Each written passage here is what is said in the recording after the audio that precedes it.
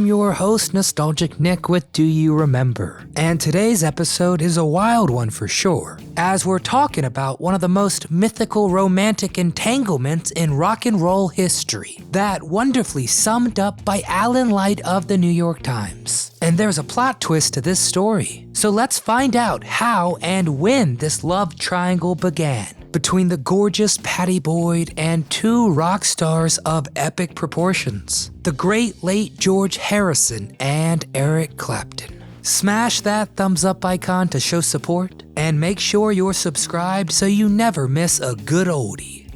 Early life. Patricia Boyd was born on March 17, 1944 in Taunton, Somerset. Her father was in the Royal Air Force, so her family moved frequently. She first attended boarding school at Nakuru School, close to Nairobi, when one day she visited home on a school break and was shocked to find out her parents were divorcing. So Pattie and her siblings moved to England to live with her mother and new stepfather. And after she finished her schooling, she moved to London in 1962. She began working as a shampoo girl at Elizabeth Arden's salon. And it was here she met a client who happened to work for Honey magazine. And this client told her she should try modeling out. And this turned her into a star, appearing on very well-known magazines, and allowing her to meet some pretty cool people. Legendary rock muse. Now there you are. Oh, sorry, must have made a mistake. Pattie Boyd met George Harrison in 1964 on the set of a Beatles music video. And the quiet Beatle instantly fell in love with the gorgeous model. But at first, Pattie wasn't interested in George, as she was seeing someone else at the time, but soon she was enamored with George Harrison. And the two began seeing each other as much as they could, which sometimes wasn't actually a lot because they both had very busy professional careers, oftentimes pulling them in different places. George was frequently out on tours with the band, and Pattie was still working. Finally, Pattie Boyd moved into George's new home in Surrey. He bought that house to escape the nosy fans and paparazzi that lived in London. And on Christmas 1965, George Harrison asked Pattie Boyd to marry him. It was a very short engagement, and the two were married at the Epsom Register Office on January 21, 1966. George openly spoke about the equality in their marriage, both being professionals with career goals. At the end of the Beatles' last concert tour,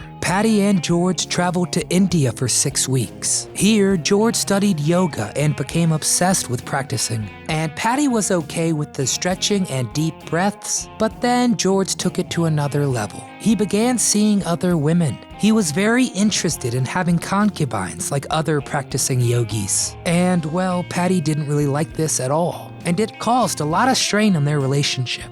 Pattie Boyd was the inspiration for several songs written by the Beatles, but more on that in a bit. The Beatles were a very close band, so it came as a surprise when the band broke up in the early 70s. After the band broke up, the couple moved to Friar Park, and Boyd had been by their side for many years, experiencing the lows and the highs. But in July of 1974, Pattie Boyd filed for divorce from George. Paperwork went back and forth for years. Pattie's solicitor said the divorce was handled as kindly as possible, and both George and Pattie didn't play with each other's emotions, and certainly didn't fall into the trap of greed. The solicitor even stated, quote, "I wish all divorces were so well handled." But here's the plot twist, one that I certainly didn't see coming, and I don't think George Harrison did either, as he and Eric Clapton began working together in the late 60s, and it was during this time that Eric met Pattie Boyd, and he fell head over heels in love with her. But he knew she was a married woman, so he went after her baby sister instead. Clapton dated Paula briefly, but he could not get Pattie out of his head, so he did what he was very good at. He wrote an amazing song about her, 1970's Layla.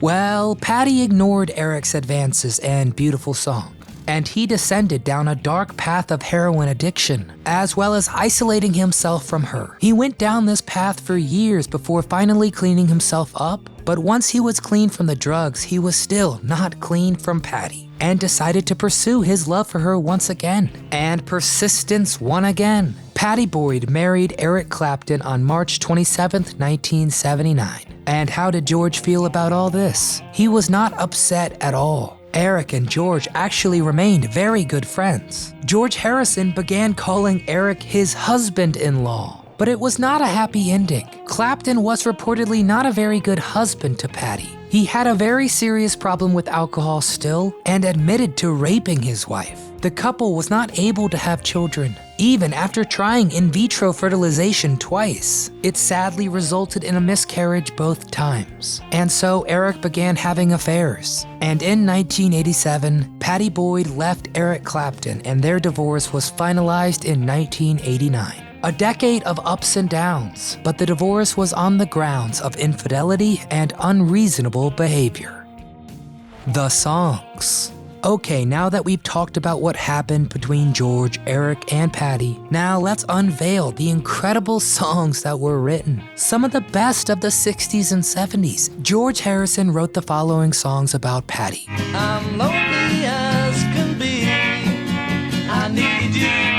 I Need You in 1965. It was only the second song penned by Harrison featured on a Beatles album. If I Needed Someone, 1965. Something, 1969. Certainly one of the greatest love songs of all time, it's been covered by hundreds of artists.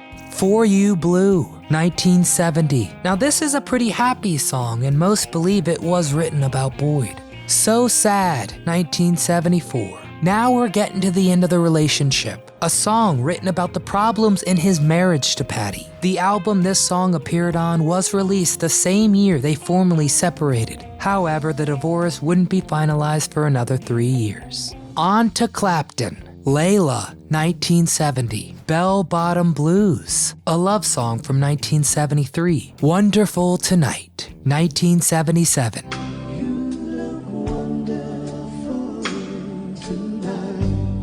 Just a top-tier tune, and written for Pattie Boyd as Clapton was waiting for her to get dressed to go to Paul McCartney's party. He immediately played the chorus for her once she was ready to go.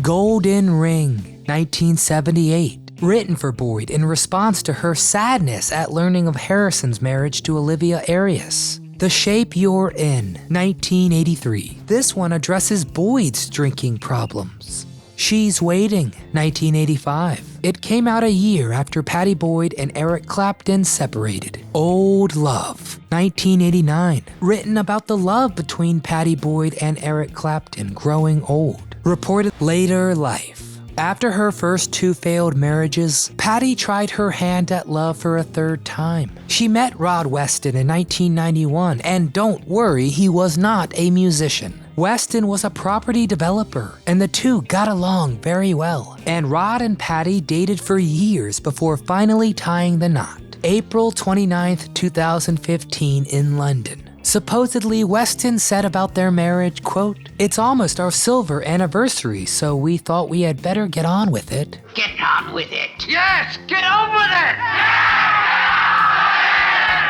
Pattie Boyd published an autobiography in August 2007 titled Wonderful Today. The book was then retitled to Wonderful Tonight, George Harrison, Eric Clapton, and Me for the readers in the US. At the time of the book's release, she sat down for many interviews and was eager to see it do well because Eric Clapton released his autobiography at the same time. And here's the kicker though. They write about the events differently in their respective books. So your homework is to read both and tell me which is true. Today, Pattie Boyd is active on Instagram and has over 30,000 followers. She and her husband live in the UK, and we here at Do You Remember are certainly happy for her and wish her many more years of love and happiness. Don't forget to subscribe for more throwbacks, and smash that thumbs up icon to show us you love great music as much as we do. From all of us here at Do You Remember, we want to thank you for watching.